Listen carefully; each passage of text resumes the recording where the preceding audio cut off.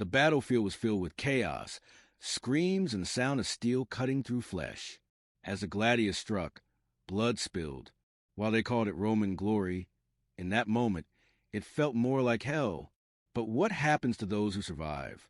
It's not just the ones who die honorably.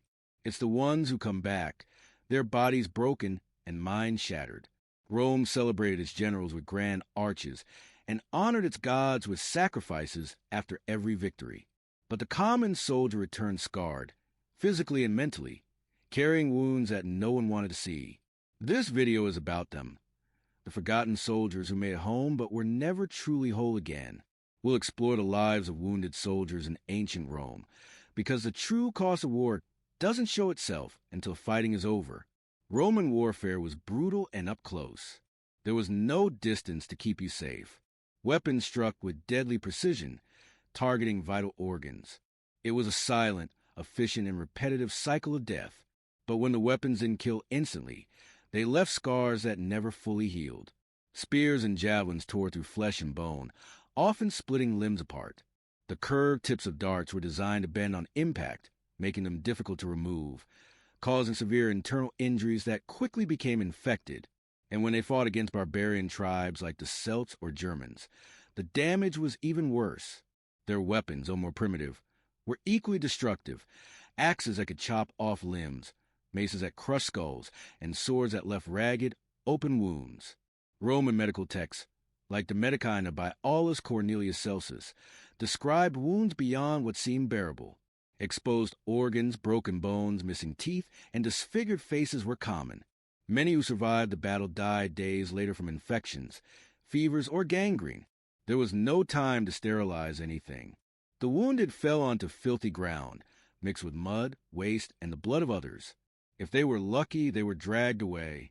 If not, they were left behind until the battle ended. But the pain didn't stop when the fighting did. For many, it was only just beginning. Even if their bodies held on, the soldiers' minds didn't always recover. Some soldiers came back without visible wounds, no cuts, broken bones, or missing limbs. But something inside them had broken. What we now know as post-traumatic stress disorder, PTSD, existed in Rome, though without a name or understanding. And worse still, there was no compassion for it. These men suffered in silence, dealing with insomnia, uncontrollable anger, irrational fears, and isolation. Many couldn't reconnect with their families or civilian life. Some returned to the army not out of loyalty, but because they had nowhere else to go. Others disappeared from society, living as wanderers or taking their own lives. Roman culture didn't see this as a result of war.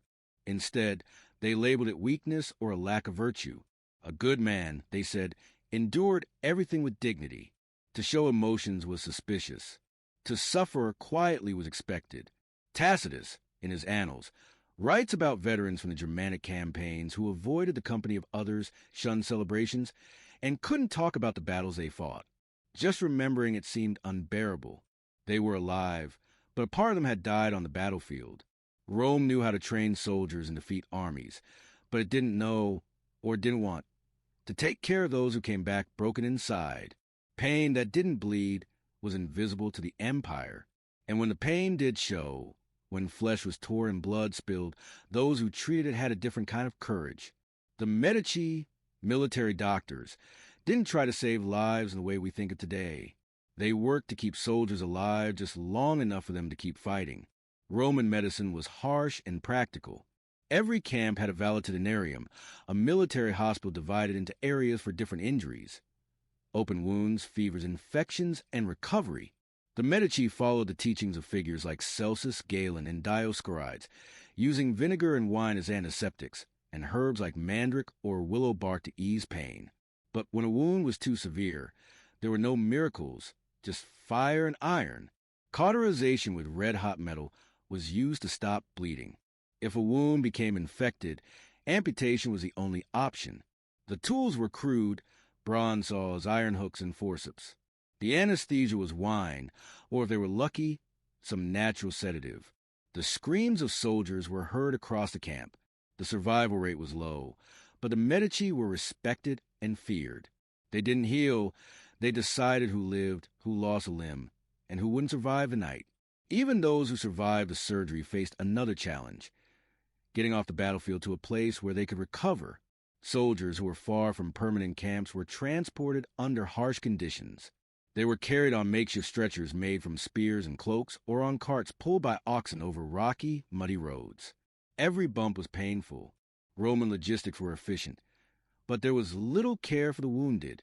The priority was to move the army, not to ease the pain of the soldiers. Many died on the journey, suffering in silence as they were jolted across the land. Later, when the empire expanded, military infrastructure improved. The valetudinaria became standard in larger camps. These basic hospitals had different sections for treating various injuries, including drainage for dirty water, wooden beds, and basic surgical tools made of copper or iron. But even in these hospitals, conditions were far from safe. The lack of understanding about germs and bacteria meant that infections were common. A soldier could survive a sword blow, but not the invisible bacteria that festered in open wounds and reused tools. In the quiet of the valetudinarium, far from the battle cries, a new war began, one against time, infection, and the slow decay of the soldier's body. For those severely wounded, the greatest threat was no longer the enemy's sword, but gangrene, without antibiotics or a clear understanding of bacteria. Even a small puncture could lead to deadly infection. The tissue would blacken, and the awful smell of decay would announce death before the fever set in. The pain was described as unbearable, constant burning, chills, and delirium. Roman doctors were skilled, but their options were limited to what they had learned through experience. They used herbal compresses made of elder, rue, and garlic, as described by Dioscorides. In some cases, these helped with swelling. In others, they only delayed the inevitable. Galen, one of the greatest ancient physicians, wrote that in many cases, amputation was the only choice. But even then, without proper hygiene, it could lead to infection and death. Infection didn't care about a soldier's rank. Decorated veterans died just like inexperienced recruits, slowly, with fever, lying in beds on the edge of an empire that could do little for them. The battle against gangrene was not heroic. It didn't have glory or an audience. It was silent, lonely, and cruel. But for those who managed to survive that, the next challenge awaited. What did Rome do with the men who could no longer fight? Rome promised a lot to its soldiers, and it kept its promises for some. Soldiers who served for 20 or 25 years received a missio honesta, an honorable discharge. This meant a reward, compensation, land, a lifetime pension, or even Roman citizenship for foreign soldiers.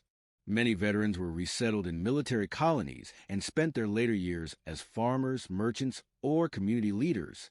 This was a reward for years of blood and loyalty. But most of the severely wounded didn't make it that far. Many were discharged early, under the missio caesaria, a discharge for medical reasons. While symbolically honorable, it didn't come with the rewards of missio honesta. In reality, these soldiers returned home mutilated, with no support, no land, and no salary. They had to rely on the kindness of relatives, the generosity of officers, or just luck. Rome, despite glorifying the warrior, rarely extended help to those who could no longer fight. Monuments celebrated victories, generals, and undefeated legions, but they didn't honor the broken bodies that made those victories possible or provide a home for the wounded to return to. For every decorated veteran, there were dozens forgotten in the streets, mutilated, stigmatized, and often rejected by a society that revered strength but despised disability.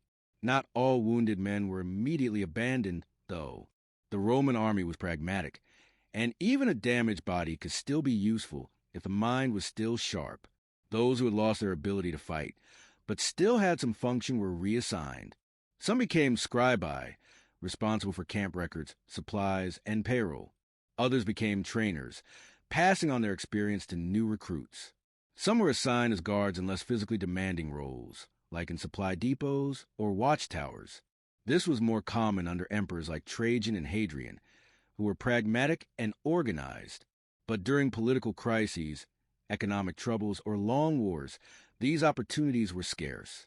Whether or not a wounded soldier found such a role depended on the local commander, available positions, and sometimes the goodwill of those in charge. For many veterans, these roles were a lifeline, a way to keep some dignity and survive. But nothing was guaranteed. For those who couldn't find a place in the military machine, there was another harsh fate waiting. Returning dishonored was worse than returning broken.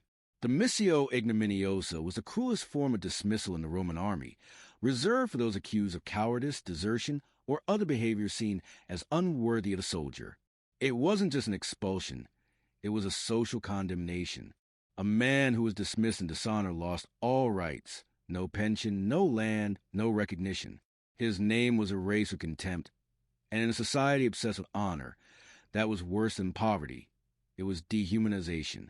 Many of these dishonored soldiers lived on the edges of society, jobless and without protection. Some inscriptions found on the frontiers, like in Britannia, reveal that even wounded soldiers who were marked with dishonor carried that shame to their graves. Other accounts speak of veterans shunned by their own families, as if they were a moral plague. In Roman society, virtues like courage and loyalty defined manhood.